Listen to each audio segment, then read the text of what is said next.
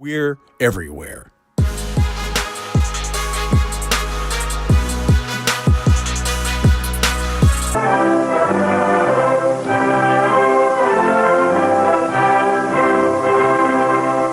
There are milestones in human progress that mark recorded history.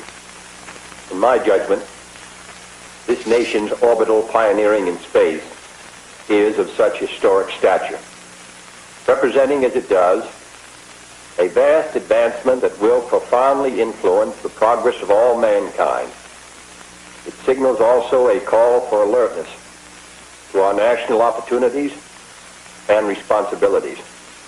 It requires physical and moral stamina to equal the stresses of these times and a willingness to meet the dangers and the challenges of the future. John Glenn, throughout his life, has eloquently portrayed these great qualities and is an inspiration to all Americans. This film, in paying tribute to John Glenn, also pays tribute to the best in American life.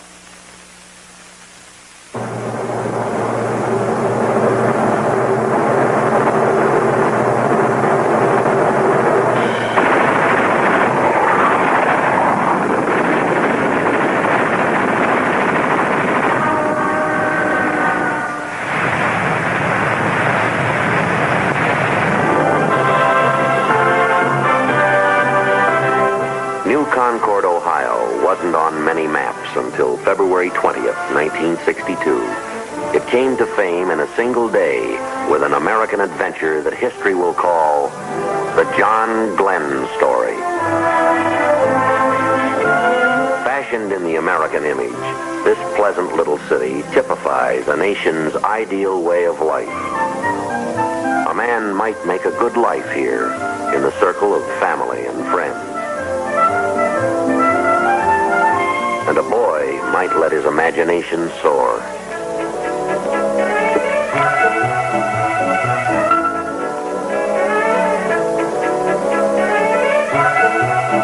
He might explore the wonders of the wide world all about him, life's simple mysteries, with bright discovery daily opening doors to knowledge. He can look away to distant places, to exciting adventures, hidden only by the horizon and the future. Like this boy, like boys everywhere, young John Glenn dreamed of the future as he looked to faraway new frontiers. Why, he might even learn to fly. This town and these people, they knew John Glenn as a schoolboy, as a teenager, and as a neighbor. Like Mayor Taylor, they followed his career as he blazed a trail across the high sky. I watched John Glenn grow up from a freckled-faced, red-headed lad into the man you all know today. John's youth and his life today are an example for all Americans to follow. New Concord High. Like these youngsters, John attended school here. His principal and teacher was Harford Steele.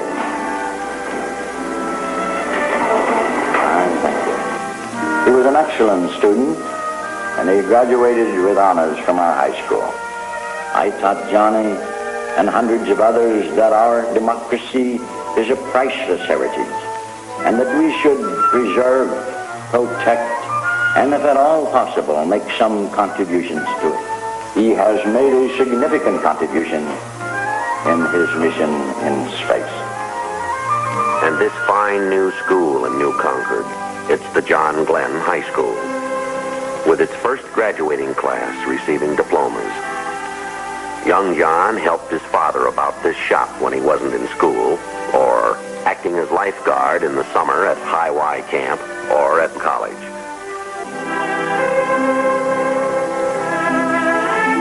John went on to college at Muskingum, right in New Concord.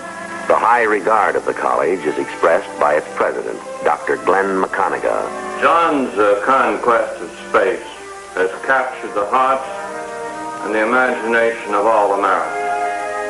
So have his superb qualities of leadership, moral and physical strength, and emotional stability. John found time for athletics, winning 4 high school letters.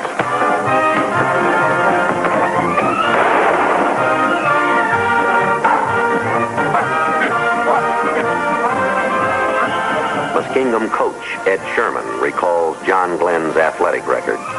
John played football right here on this field. He was captain of his high school team and played center for the college. He has proven the value of teamwork both as an athlete and later as an astronaut. Just like these boys, John took an active part in our physical fitness program. He proved that a good mind and a good body always go together. Campus discussions are inspired by the first orbital flight of an American. I think that John Glenn, by his flight, has given us an opportunity to see that, well, we have a chance to do something for our nation, too. Maybe I'll even go somewhere sometime. We have the same opportunities that he had. Glenn proved by his flight that there are still many frontiers to be explored and conquered. And that just shows how very vital our education is if our future is to be go. Glenn always had a strong spiritual side, as Dr. Charles Moorhead recalls. John Glenn attended Sunday school and services at this church when he was a boy like Randy Bradley here. Let's attend services for a moment at John Glenn's church.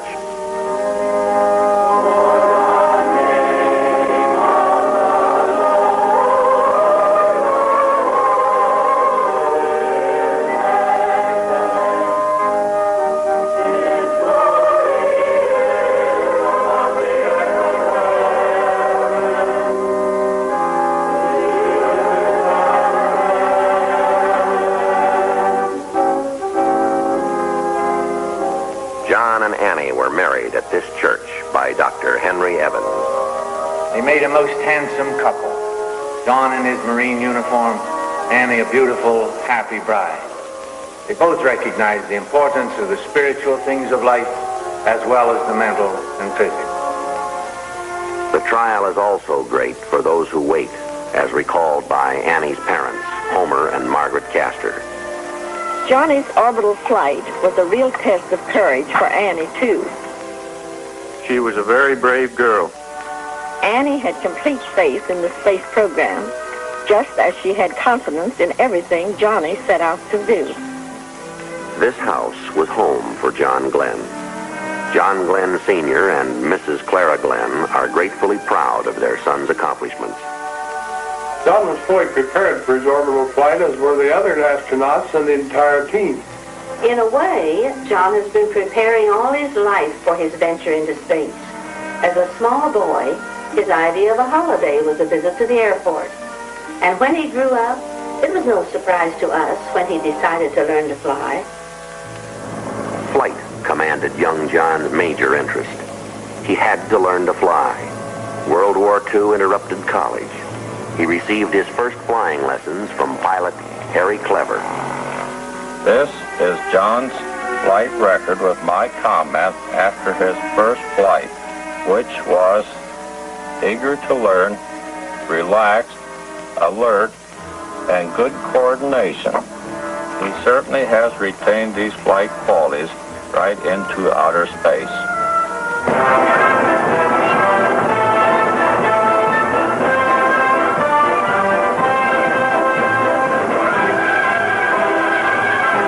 Training at Pensacola and Corpus Christi.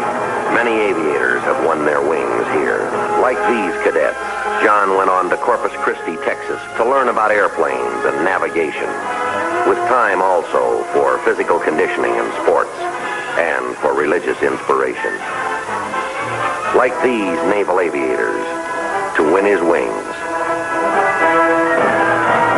The Navy's thorough training prepared Lieutenant John Glenn for wartime action in the South Pacific. Flying 59 missions in Corsairs like these, he joined in blasting enemy targets. Until there was peace, and Glenn returned to Corpus Christi as advanced flying instructor until Korea. Major John Glenn came back to combat to fly 90 missions, to shoot down 3 MiGs.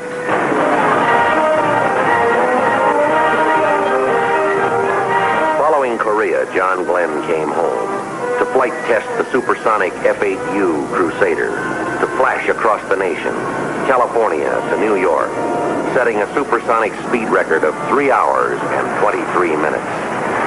With experimental thrust toward speed and altitude, the limitations of time and distance were being brushed aside as experimental planes like the X-15 launched from its Air Force mothership rocket to record-breaking altitudes and speeds. Unmanned experimental flights and orbits pressed onward until it was time for man to orbit, until the word was go. Chosen from many Americans who answered the president's call, these astronauts dedicated themselves to study, training, and physical conditioning. With Alan Shepard learning about weightlessness as it will be encountered in outer space, and Gus Grissom becoming acquainted with the stress of greatly increased gravity, as Wally Schirra masters manual spacecraft control.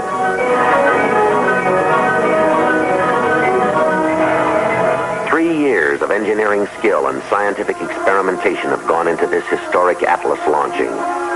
Its component parts have come from countless sources, devised and fabricated by many thousands of technicians in hundreds of United States cities.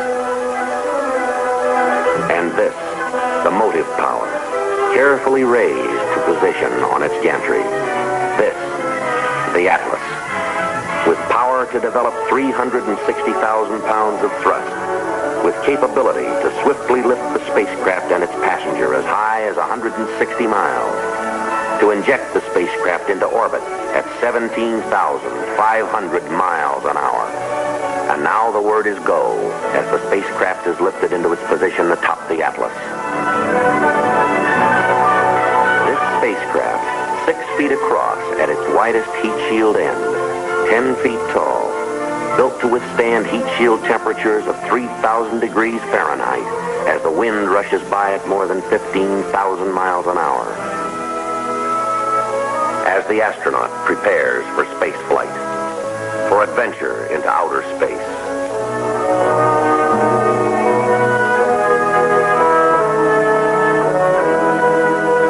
Mercury control waits and watches, with the Atlas standing ready to throb into life. Ready. Friendship 7 is ready. And so is John Glenn.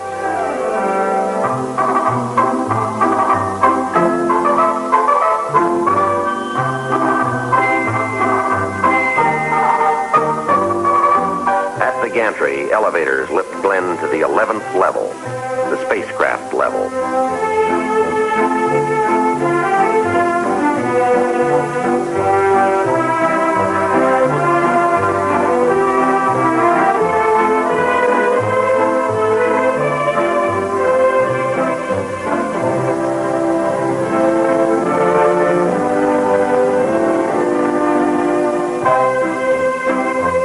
Glenn takes his place in Friendship 7, looking towards the unknown.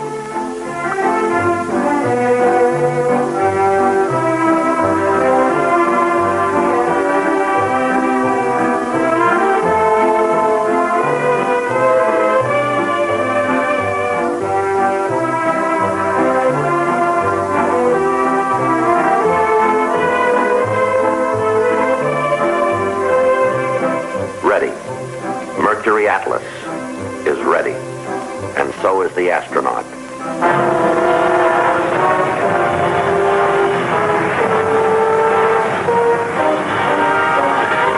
The countdown is underway at Cape Canaveral, as all the world holds its breath, and all the world is witness.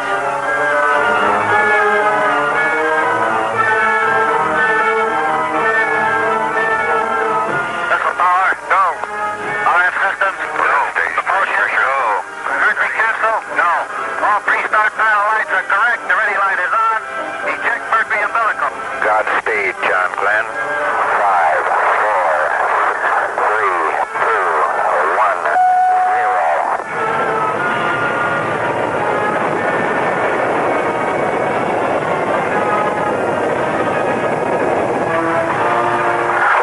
Roger, the clock is operating. We're underway.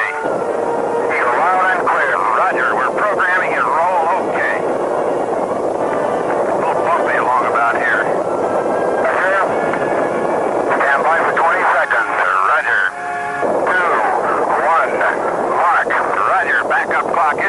started.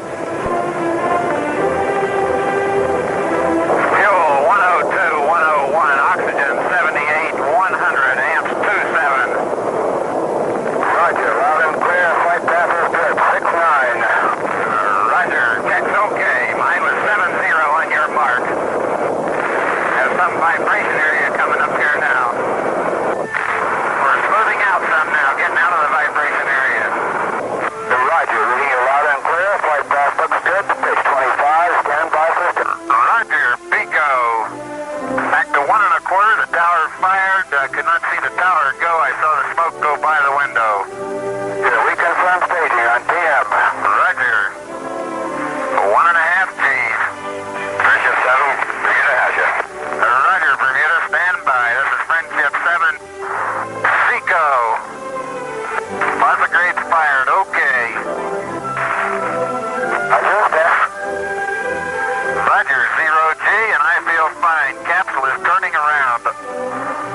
Oh, that view is tremendous. Roger, turnaround has started. Roger, capsule turning around, and I could see the booster during turnaround just a couple of 100 yards behind me. It was beautiful.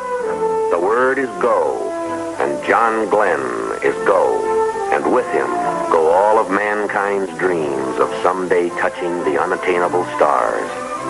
Under a tropic sun, the tracking ship Rosenaught waits and follows his course as he flashes towards the coast of Africa. To John Glenn belongs an awesome panorama of the earth below. Beyond human sight, Friendship 7 makes a slow boat out of the sun as the spacecraft girdles the earth every 90 minutes. Like a shooting star at 5 miles a second, 17,500 miles an hour, John Glenn streaks away from today into the night of tomorrow, racing towards the dawn of yesterday. As Glenn sights the lights of Perth and Rockingham, as he flashes over Australia, across the Pacific, to contact waiting ground stations at Guaymas, Mexico. California waits as Friendship 7 streaks home to the land of its origin. An unseen comet lining across the United States in 8 lightning minutes of flight. Completing 3 history-making circuits of the globe, John Glenn fires retro rockets to slow the spacecraft, to direct it back to Earth.